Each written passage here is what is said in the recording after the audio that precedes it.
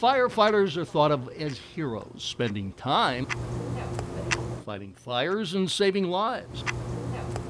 But in Hillsborough County, about 5% of the firefighters are spending time on working for their union, including campaigning for county commissioners they believe will give them favorable contracts. Does that concern you? Firefighters need to be in their stations with their staff. But that's not the case for Union President Derek Ryan, who is paid more than $100,000 in salary and benefits from taxpayers as a firefighter. But Ryan hasn't worked as a firefighter in more than 2 years. Instead, he works full-time as union president on your dime. Derek, hey, tell me, how do the taxpayers benefit when you are... That's all we could get from Ryan, who's spending his time campaigning for commissioners, working to get more benefits, higher pay, and a contract that doesn't require him to work as a firefighter or even go into a station. We went to county commission to ask, how can this be? Had no knowledge that he was not going into a station. All of the commissioners, you guys voted for a contract that allows him to not be in a fire station at all, do 24/7 union business. It doesn't demonstrate good leadership on his part to interpret his contract that way. But Commissioner Al Higginbotham is wrong. There's no interpretation. The commissioners, some of whom were helped by the union, voted for the contract. Motion carried 7-0. And the contract allows Ryan to shed his firefighter duties and work for the union on his own schedule every day. Administrator Mike Merrill never mentioned that before the vote. No commissioner asked me the question. If they had, I would have certainly informed them. And Merrill also didn't explain how the contract further puts the taxpayers on the hook for union business. Hillsborough firefighters are permitted to take what's called union leave. Then another firefighter fills in, getting overtime at a rate of time and a half. Oftentimes, the union business lasts only a couple of hours, but the firefighter on union leave spends a full 24-hour shift away from the station, all, once again, on the taxpayer's dime. If they're doing that in violation of the contract, then we should be taking some sort of disciplinary action. If you have records of it, a county attorney's office could go through it and say yea or nay. Not only do we have the records, so does the county. In fact, that's where we got these records.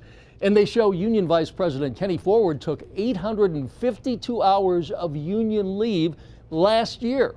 That's 18 weeks away from the job. And the other union officers each took an extra 12 weeks away from their shifts.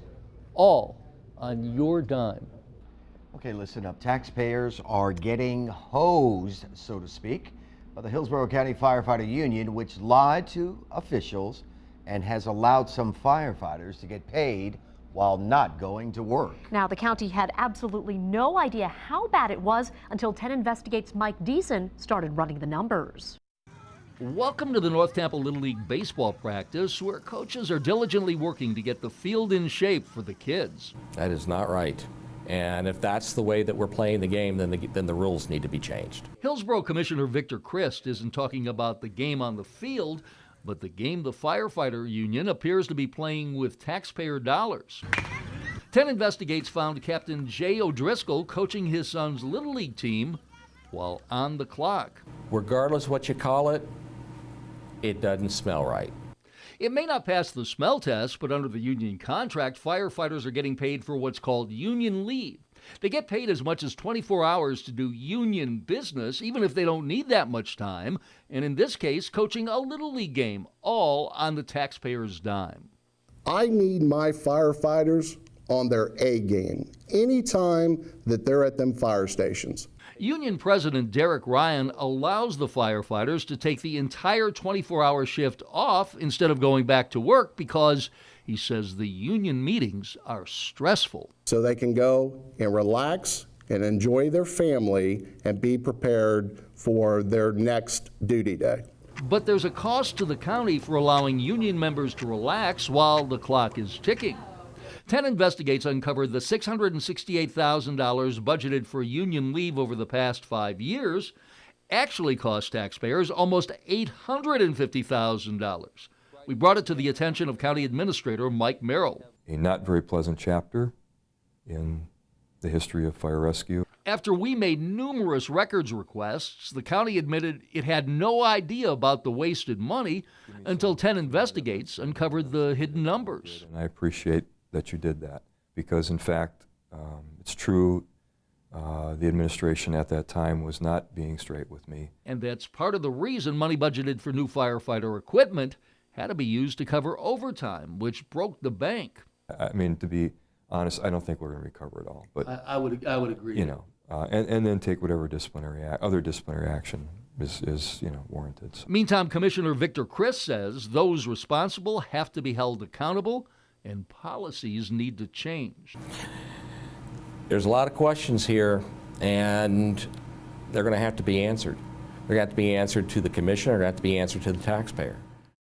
Things are already happening. The former fire chief has been demoted, and several others could be in trouble for covering up the numbers and totally blowing the budget for union time off.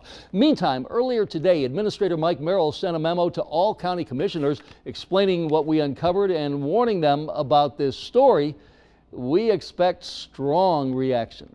You've heard the phrase, do as I say, not as I do. Well, that could be the motto for the Hillsborough Fire Department when it comes to code inspection. As 10 Investigates' Mike Deason has discovered, many of the county's own fire stations do not meet the fire code, and some of the violations are putting firefighters in danger.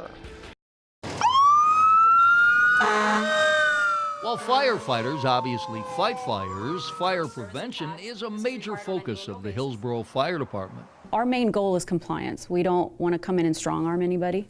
However, Hillsborough Fire Marshal Tammy Zerla says it is imperative that homes and businesses like Galaxy International, a granite company, meet fire code. They came here and they told me how big of a deal it was for me to be in compliance. But 10 Investigates uncovered the Hillsborough Fire Department doesn't play by its own rules. We found 40 of 42 stations didn't meet fire code, with more than 380 violations, some dating back to 2009. It must have been like a, how could this be moment. It was a how could this be moment. Zerla was promoted to fire marshal just this past year. We check to make sure it's easily opened. And found violations, including fire alarm deficiencies, stations without fire sprinklers, problems with smoke alarms, bunk rooms with no secondary means of escape. And I'm not exaggerating when I say some of the issues you found could put firefighters in danger if there was an incident. Well, the codes are put in place based on loss of life and property, so they're in there for a reason. It wasn't until this story came out that I knew the magnitude of the issues. That had never been brought to my attention in a comprehensive manner. Former Chief Ron Rogers, who was demoted in April following 10 Investigates reports about inefficiencies in the department, had been in charge for the past 4 years. How could you not be aware of it? The previous fire marshal had never brought this to my attention. But 10 Investigates has learned that the former fire chief could have extinguished this firestorm years ago. This memo shows that the head of the safety committee brought the issue to the attention of the former chief in 2011, but nothing was done. They weren't looking at things like fire safety. That was never brought to me by the safety committee. But this memo indicates Rogers was told about code problems, which could still be exposing Hillsborough firefighters to hazardous incidents, as 30% of the stations are not fully compliant with sprinkler systems. But for business owner Ryan Weathers, who is being fined $250 a day for code violations, now totaling to more than $10,000, it is the height of hypocrisy. If you're going to make a rule and everybody else has got to live by it, then whoever made the rules got to live by it as well. The department is giving the stations until January to come into compliance. Meantime, the sprinkler system issue is a major concern for the department, not only because of safety, but also because of the cost, which is expected to be hundreds of thousands of dollars, and that's currently not in the budget. Their job is to protect you, but are firefighters safe in their own stations? 10 News exposed safety scares. Now we're getting results. Tonight, 10 Investigates is getting answers and affecting change with team coverage on two big issues affecting Tampa Bay. We begin with a change to the way Hillsborough County firefighters conduct inspections. This is after we exposed that their own firefight houses were filled with hazards. 10 Investigates' Mike Deason broke this story, and he joins us now. Mike, did commissioners know how bad it was before your story? Mark, they didn't. Hillsborough commissioners really had no idea until seeing our story. There was a crisis in the department's fire stations, endangering their own. These inspection reports show some of the code violations go back to 2009. And commissioners, particularly Kevin Beckner, says what we found is unacceptable. So that when I saw this report, I thought I was going to have to call your department because this report nearly set my hair on fire.